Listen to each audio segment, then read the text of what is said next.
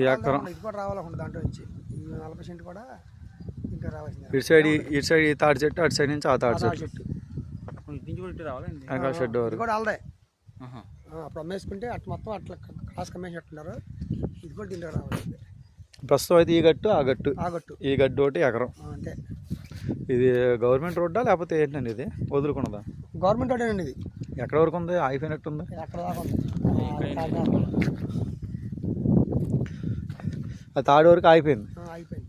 ఇదేంటిది మరి ఇక్కడ? ఇది పిచ్చిగడ్డి బోర్డు చెరువు దారి, చెరువు నీళ్ళు వెళ్తాయి. కాలువనా? కాలువ అంటే అక్కడ వరకే, అక్కడి నుంచి పొలాలే గట్టి వరకే పొలాలు.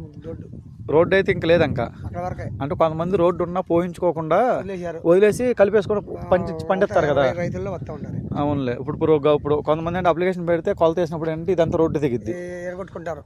అది లేదా పొలాల నుంచి రైతు వరకు రావాలి. రోడ్డు వచ్చేసి ఇక్కడ వరకు.